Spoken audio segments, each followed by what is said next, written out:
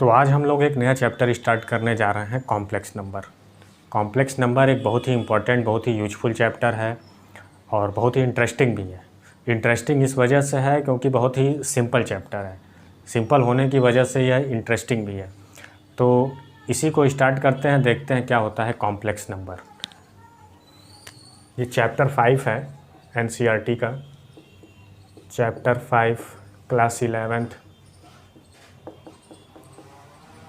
Chapter 5 complex number and quadratic equation.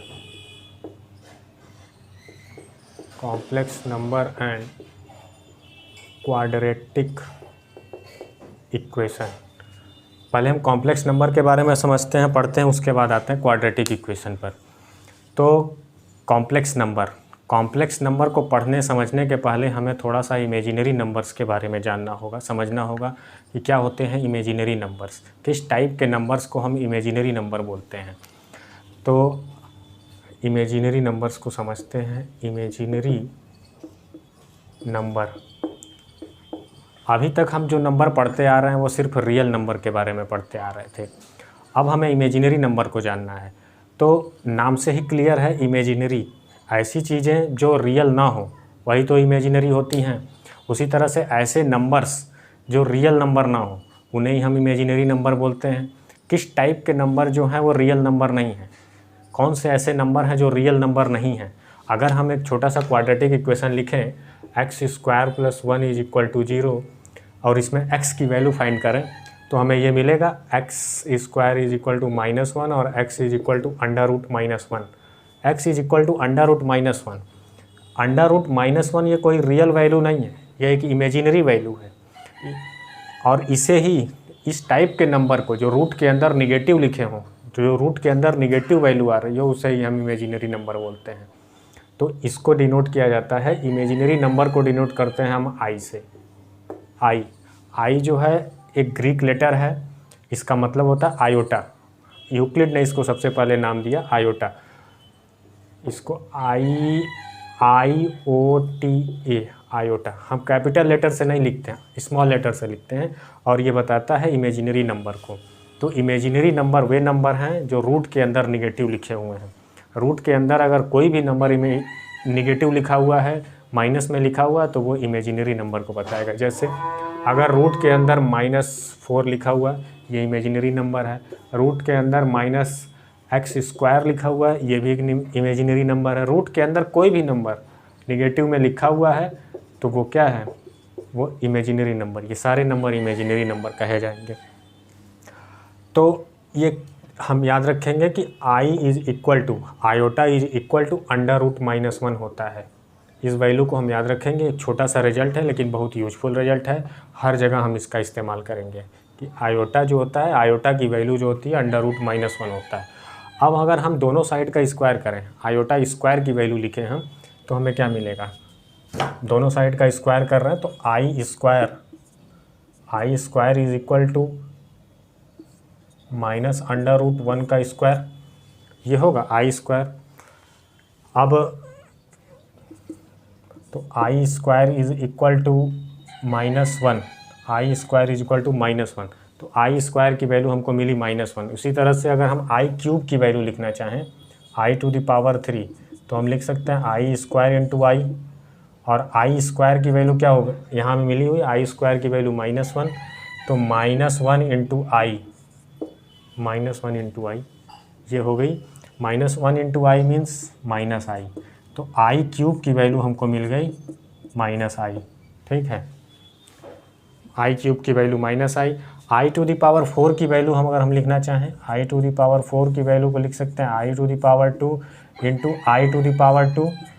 I⁻²। की value -1 यहाँ निकली हुई है, तो वही हम लिख रहे हैं -1, और यहाँ भी I⁻², ये भी -1 × -1 की वैल्यू +1, तो I⁻⁴ की वैल्यू +1 हमको मिल गई, ठीक है। इस तरह से हमने निकाला I⁻⁴। अगर अब हमें कहीं आयोटा की कोई भी पावर लिखी हुई हो और उसका वैल्यू पूछे, जैसे I⁻100 की वैल्यू अगर हमें पूछे कि इसकी वैल्यू क्या होगी, तो हम इसकी हेल्प से काफ़ी आसानी से निकाल सकते हैं। कैसे निकालेंगे, हम जानते हैं I⁻⁴ की वैल्यू 1 होती है, तो 100 को हम 4 के मल्टीपल के फॉर्म में लिख लेंगे। इसको ऐसे लिख सकते हैं i⁴ into two the power 25, इस तरह से हमने लिख दिया। और i⁴ की वैल्यू 1 होती है, means 1 to the power 24 means 1। i⁴ की वैल्यू 1 होगी, ठीक है। इस तरह से हम लिखेंगे। इस रिजल्ट को हम याद रखेंगे कि आयोटा की जो वैल्यू होती है √-1 होती है, और आयोटा जो होता है वो इमेजिनरी नंबर्स को रिप्रेजेंट करता है। ये तो था इमेजिनरी नंबर के बारे में। इसी से अब हम आते हैं कॉम्प्लेक्स नंबर पर कि कॉम्प्लेक्स नंबर क्या होते हैं। कॉम्प्लेक्स नंबर,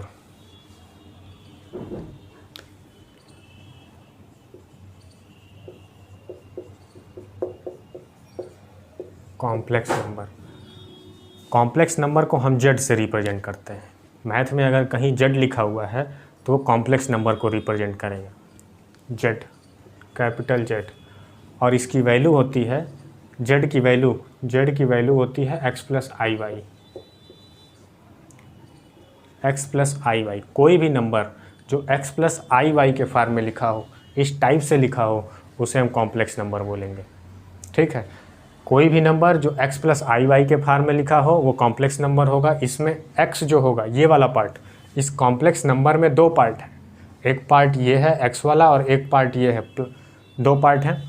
तो फर्स्ट पार्ट को, इस पार्ट को हम बोलते हैं रियल पार्ट, और इस पार्ट को बोलते हैं इमेजिनरी पार्ट।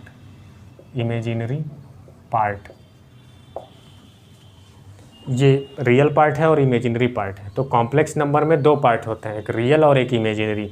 और x और y जो होगा, x और y की जो वैल्यू होगी, x भी रियल नंबर होगा और y भी रियल नंबर होगा। x भी रियल होगा, y भी रियल होगा, और ये पार्ट रियल पार्ट और ये पार्ट इमेजिनरी पार्ट, दोनों बातों में डिफरेंस है। तो जब x भी रियल है, y भी रियल है, तो 0 भी हमारा एक रियल नंबर है। x = 0 अगर हम लें, x = 0 इसमें हम पुट करें तो z की वैल्यू क्या मिलेगी? z की वैल्यू मिलेगी iy। z वाला पार्ट 0 हो गया, मतलब रियल वाला पार्ट 0 हो गया। तो रियल पार्ट 0 हुआ तो z = iy। z = iy क्या है? z = iy जो है एक कॉम्प्लेक्स नंबर को बता रहा है, और इसको हम लिखेंगे, इसको बताता है इमेजिनरी, ये है प्योरली, इसको हम लिखेंगे प्योरली इमेजिनरी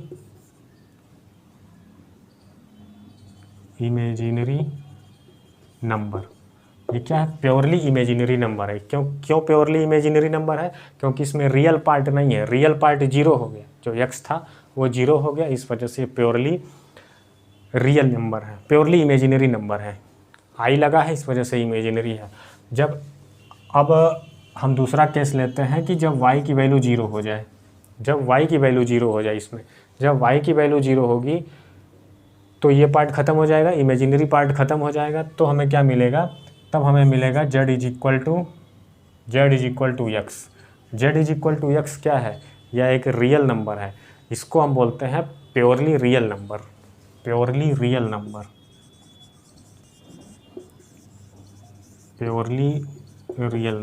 z = x जो है वो प्योरली रियल नंबर है। अब x और y दोनों 0 हो जाए, x भी 0 हो जाए, y भी 0 हो जाए, तो हमें क्या मिलेगा? z = 0 मिलेगा। जब x भी 0 है और y भी 0 है, तब हमें मिला z = 0। z = 0 जो है वो क्या है? एक प्योरली रियल भी है और प्योरली इमेजिनरी भी है। इसको हम बोलेंगे प्योरली रियल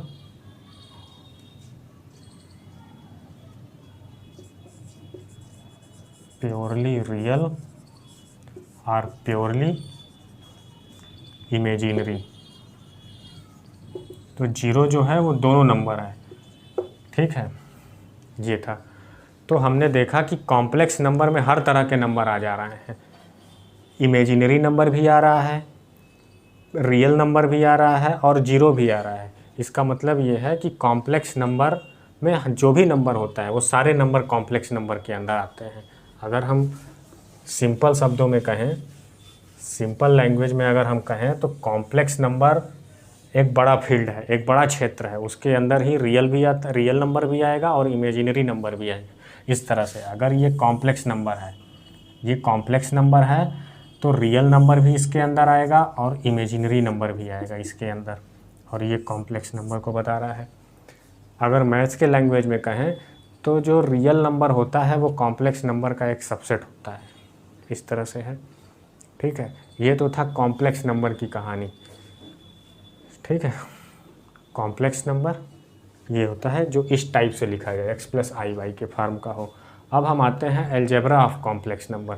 कैसे हम कॉम्प्लेक्स नंबरों को ऐड करते हैं, सब्ट्रैक्ट करते हैं, मल्टीप्लिकेशन डिवीज़न कैसे कॉम्प्लेक्स नंबरों का होता है, इसके बारे में हम पढ़ेंगे। तो आते हैं अलजेब्रा ऑफ कॉम्प्लेक्स नंबर।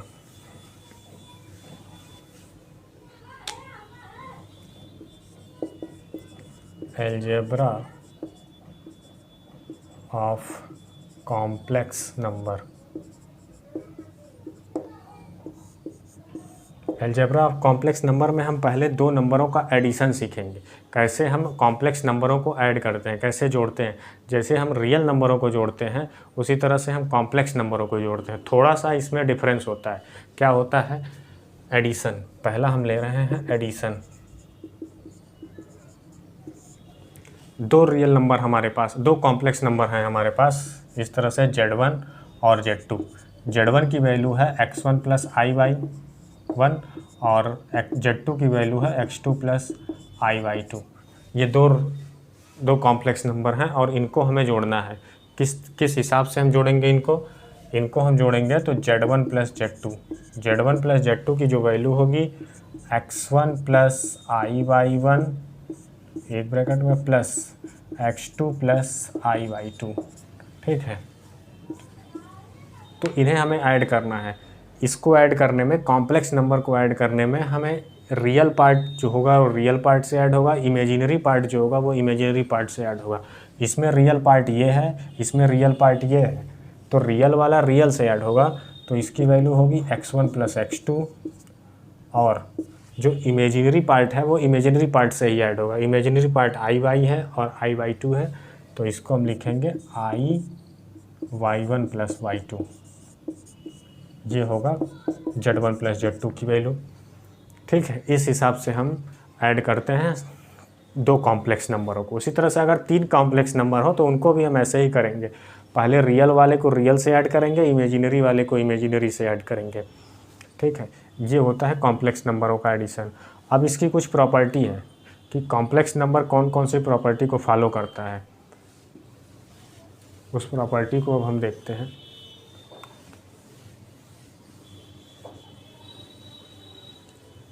पहली प्रॉपर्टी होती है properties of complex number.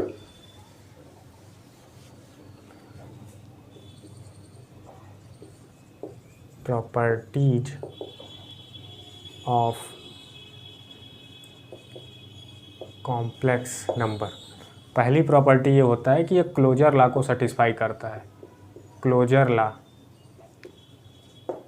Law को सेटिस्फाई करता है। क्लोजर लॉ के हिसाब से अगर दो कॉम्प्लेक्स नंबर Z1 और Z2 हैं, Z1 और Z2 दो कॉम्प्लेक्स नंबर हैं, अगर इन दोनों को हम प्लस करेंगे तो क्या मिलेगा हमें?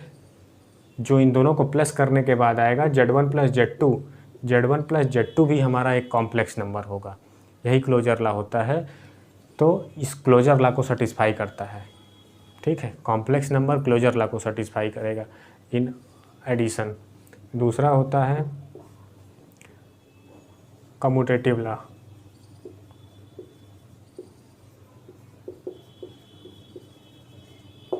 कम्यूटेटिव लॉ, ये कम्यूटेटिव लॉ को भी सेटिस्फाई करता है। कम्यूटेटिव लॉ के हिसाब से अगर Z1 +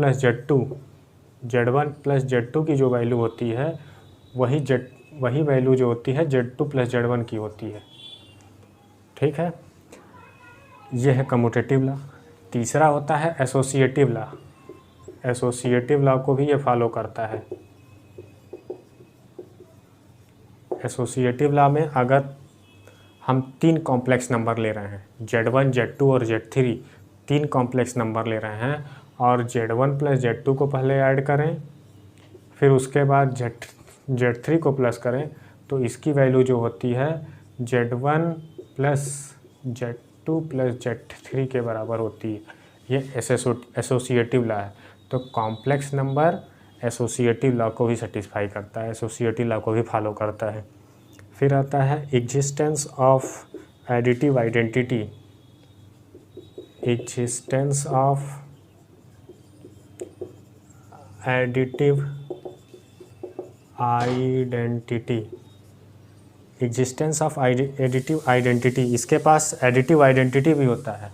अगर हम z+0 लिखें तो उसकी वैल्यू जो होगी 0+z के बराबर होगी, और इसकी वैल्यू जो होगी z के बराबर होगी।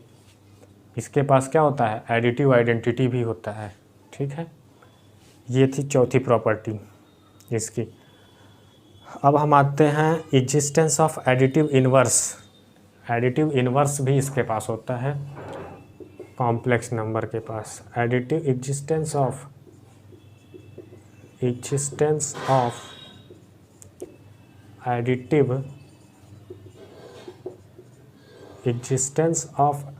Additive inverse. ठीक है, अगर हमारे पास कोई कॉम्प्लेक्स नंबर z है और एडिटिव इन्वर्स -z, इस दोनों को करें तो इसकी वैल्यू 0 के बराबर आती है, और यही होता है -z को +z के साथ करें तो इसकी वैल्यू भी 0 के बराबर हमको मिलती है। यही है एडिटिव इन्वर्स, जहाँ -z जो है वो z का एडिटिव इन्वर्स है। तो लिख भी लेते हैं, -z इज़ द एडिटिव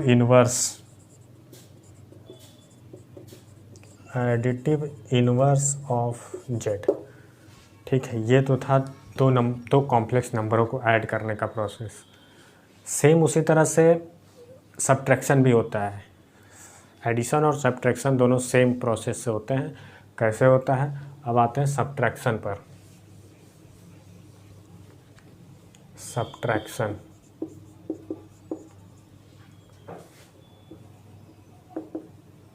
ठीक है, सब्ट्रैक्शन कैसे होगा, दो कॉम्प्लेक्स नंबरों का, उसमें भी वही होगा। रियल वाला पार्ट रियल वाले से सब्ट्रैक्ट होगा, इमेजिनरी वाला पार्ट इमेजिनरी वाले से सब्ट्रैक्ट होता, जैसे एडिशन में होता था। रियल वाले से ऐड हो रहा था, इमेजिनरी वाला इमेजिनरी वाले से ऐड हो रहा था। उसी तरह से इसमें होगा z1 - z2। तो z1 - z2 की जो वैल्यू होगी, x रियल वाला रियल से सब्ट्रैक्ट होगा तो x1 - x2, और इमेजिनरी वाला इमेजिनरी वाले से सब्ट्रैक्ट होगा तो y1 - y2। ये होगी z1 - z2 की वैल्यू। ठीक है, अब आते हैं मल्टीप्लिकेशन पर। कैसे दो कॉम्प्लेक्स नंबरों को मल्टीप्लाई करते हैं। मल्टीप्लाई करने का प्रोसेस भी सेम इसी तरह से है। देखते हैं कैसे मल्टीप्लाई करते हैं।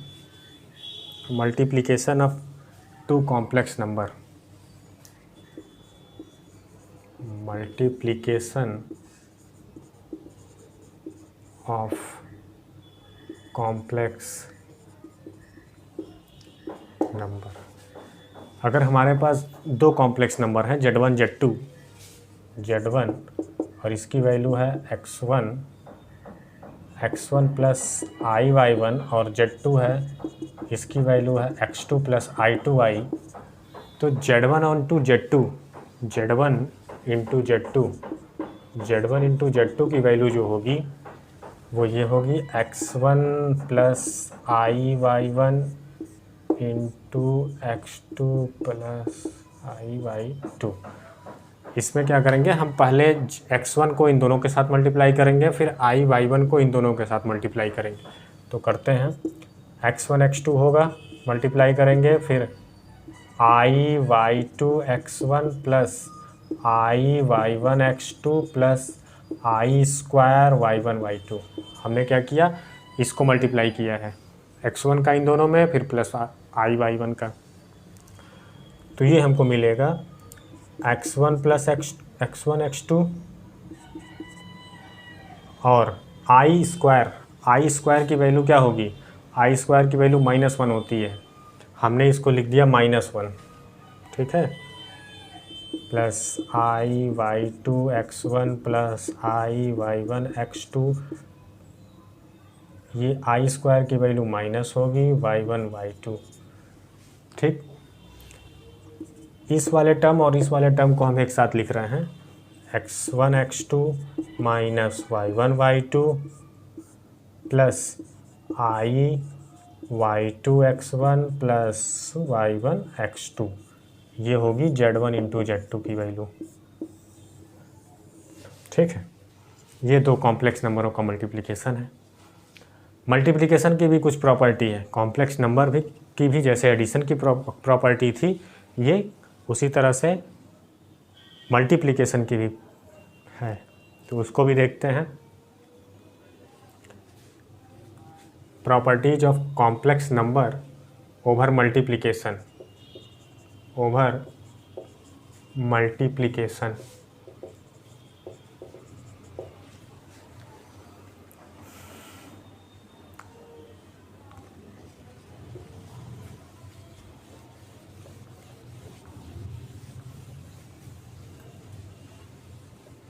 पहली प्रॉपर्टी है क्लोजर लॉ। क्लोजर लॉ में क्या होता है, Z1 और Z2 अगर दो कॉम्प्लेक्स नंबर हैं तो Z1 इंटू Z2 जो होगा, इनका मल्टीप्लिकेशन, इनका प्रोडक्ट जो होगा वह भी क्या होगा, वह भी एक कॉम्प्लेक्स नंबर होगा। यह भी Z1 into Z2 is also a complex number.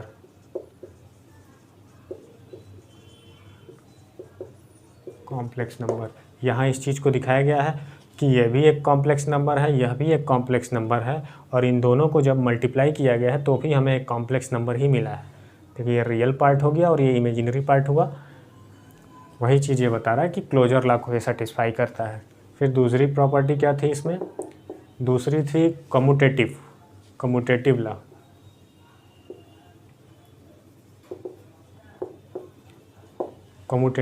ये कम्यूटेटिव लॉ को भी फॉलो करता है कि Z1 इंटू Z2 की जो वैल्यू होगी वही Z2 इंटू Z1 की होगी। ठीक है, उसके बाद आता है third property associative law.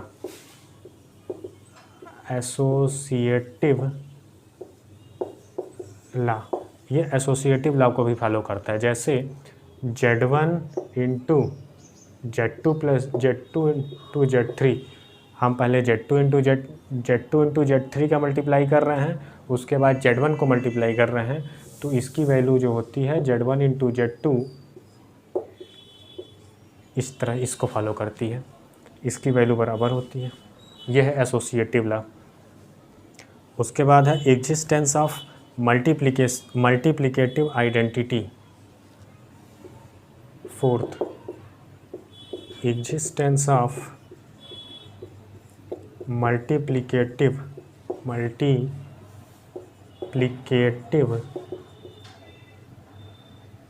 Identity.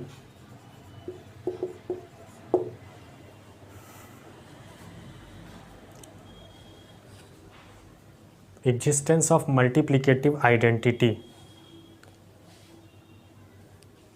वो ये थी कि Z इंटू 1 जो होगा वो Z के बराबर होगा, और 1 इंटू Z जो होगा वो Z के बराबर, ये भी Z के बराबर होगा।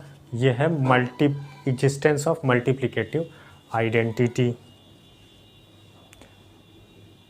अब है एग्जिस्टेंस ऑफ मल्टीप्लिकेटिव इन्वर्स। पांचवा है एग्जिस्टेंस ऑफ मल्टीप्लिकेटिव इन्वर्स। ये होता है कि Z इंटू Z1, ठीक है, और Z1 इंटू Z इसकी वैल्यू जो होती है 1 के बराबर होती है। ये है मल्टीप्लिकेटिव इन्वर्स, जहाँ Z1 is equal to 1/Z। ठीक है, तो Z1 जो है वो Z का मल्टीप्लिकेटिव इन्वर्स है। तो ये था multiplication of two complex number. दो कॉम्प्लेक्स नंबरों को कैसे मल्टीप्लाई करते, सिंपल है, बहुत सिंपल है। कैसे हुआ है ये हमने कर दिया। अब आते हैं डिवीज़न भी सेम है, कुछ उसमें भी कोई नई चीज़ नहीं है। तो हम डिवीज़न भी पढ़ते हैं कि कैसे डिवाइड करते हैं दो कॉम्प्लेक्स नंबरों को। Division division of complex number. जैसे अगर हमारे पास दो कॉम्प्लेक्स नंबर हैं, डिवाइड करना हम सीख रहे हैं दो कॉम्प्लेक्स नंबरों को, तो Z1 जो पहला कॉम्प्लेक्स नंबर है उसकी वैल्यू 6 + 3i है, और Z2 जो है उसकी वैल्यू 2 - i है। एक एग्जांपल है, डिवीजन कैसे करते हैं दो कॉम्प्लेक्स नंबरों का, इस चीज़ को हम सीख रहे हैं। इसको एक एग्जांपल की हेल्प से समझ रहे हैं। हमें Z1/Z2 की वैल्यू फाइंड करनी है। Z1/Z2, तो Z1 की वैल्यू 6 + 3i अपॉन 2 - i। ठीक है, हम क्या कर रहे हैं, 6 + 3i अपॉन 2 - i, इसमें मल्टीप्लाई कर रहे हैं 2 + i का, और डिवाइड भी कर रहे हैं 2 + i का। ठीक है, ये किया है। अब इसको मल्टीप्लाई कर लें 6 का हम अंदर, तो ये होगा 12 + 6i + 6i + 3i²। इसका मल्टीप्लाई किया हमने 6 का पहले इसमें, फिर 3i का इसमें मल्टीप्लाई किया, फिर 2 का इसमें मल्टीप्लाई करेंगे तो 4 - i² आएगा। ये a - b बन रहा है, a + b बन रहा है, तो हमने a² - b² लिख दिया। अब और थोड़ा सिंप्लीफाई करें इसको, तो ये 12 हो जाएगा, 12 + 12i - 3, i² की वैल्यू -1 होती है, हमने अभी पढ़ा है। i² की वैल्यू हमने -3 लिख दिया, अपॉन i² की वैल्यू यहाँ भी -1 होगी, तो ये 4 + 1 5 हो जाएगा, इज इक्वल टू 12 - 3 9 हो जाएगा। ये 9 + 12i/5। ठीक है, 9 + 12i/5, ये होगा Z1/Z2 की वैल्यू। Z1/Z2 की वैल्यू ये होगी। ये हमने दो कैसे डिवाइड करते हैं दो कॉम्प्लेक्स नंबरों को, इस चीज़ को सीखा है इसमें। ठीक है, अब हम आते हैं modulus and conjugate of complex number. कैसे कॉन्जुगेट लिखते हैं हम किसी कॉम्प्लेक्स नंबर का, modulus and conjugate of complex number.